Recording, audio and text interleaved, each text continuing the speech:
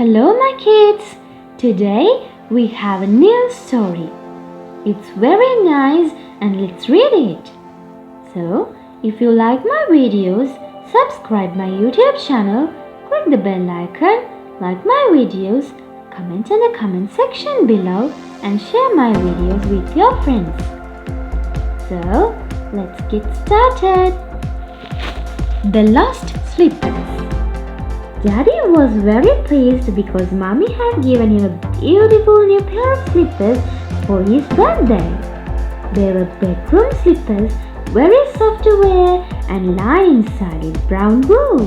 "Ah," said Daddy, putting them on.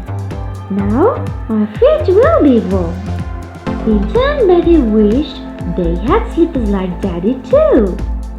"Mommy, our slippers are wearing out," Beddy said. "Could we have some small ones like Daddy's big ones? We would so love to be like Daddy." "Very well," said Mommy. "I will tell Nurse to buy you some next week when you go by the boot shop." So very soon not only Daddy had nice warm bedroom slippers, but the two children had as well. They put them on and danced around in the nursery. "Look," Betty cried to Cinders, the black cat. "See my new slippers." "Look," Peter called to Spot, the little terrier puppy. "Don't you wish you had slippers like mine, Spot?" Every night, Daddy put his slippers on when he got home, and every night the two children put theirs on when they went upstairs to bed. Betty's were blue with brown wool inside, Peter's were yellow, and Daddy's were brown. And then a strange thing happened.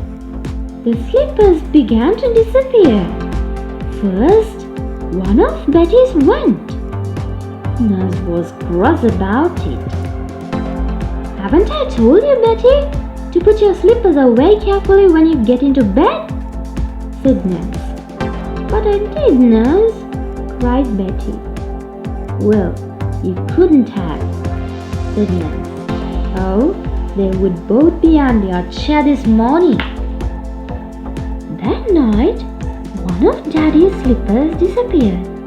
It was really most mysterious. Nobody could understand it. Betty had put both Daddy's slippers to get warm by the fire. And when Daddy came in and sat down in his chair to take off his boots, there was only one slipper for him to put on. "Hi, Betty," he called. "Where's my other slipper, darling?" "Isn't it by the fire, Daddy?" said Betty in astonishment. "I put it there." "Have you been having a joke and hidden it, Peter?" asked Daddy. Peter was fond of playing tricks and Daddy thought it might be Peter who had run off with the slipper for fun. But Peter shook his head. "No, Daddy, I haven't touched your slippers. Really, I haven't." The next slipper to disappear was one of Peter's. Yes, it really did. Peter knew quite well he had put them carefully under his chair when he got to bed. But the next night, one was gone. Only one slipper stood under his chair. "Well, it must be about the room somewhere. That lost slipper," said Daddy. "Hunt about and find it. Perhaps it's under my chair." The two children hunted about everywhere, but they couldn't find Daddy's slipper. So he had to put on his old ones, and he was quite cross about. "I say, that's getting a bit too mysterious," said Peter. "Is it magic, do you think, Betty?" "I don't know," said Betty, puzzled.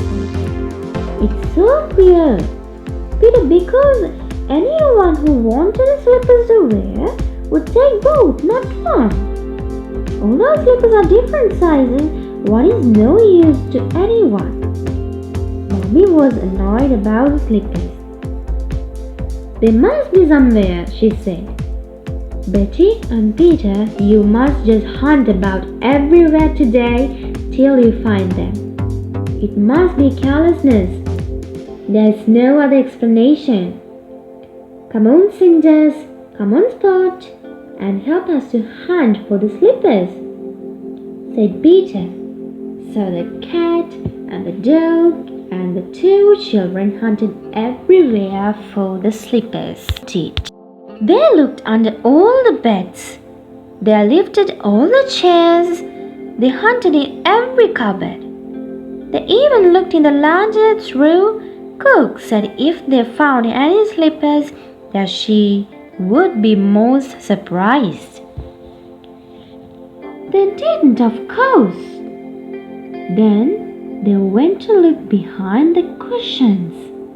No slippers were there either. It was most puzzling. Cinders and Spot trotted all over the places with the children, sniffing here and there. At last, the children came to the shelf on which stood the three remaining slippers, one of Daddy's, one of Betty's, and one of Peter's. They did look funny or odd by themselves. Spot ran up to one of the slippers and took it into his mouth. He threw it up into air, caught it, and then began to shake it like a rat. Then he ran off to his big cozy basket with it. "Hi, Spot, don't you steal any of our slippers?" cried Peter, and he ran after the puppy. But Spot quickly tucked the slippers under his warm rug and lay down on it, all his legs in the air.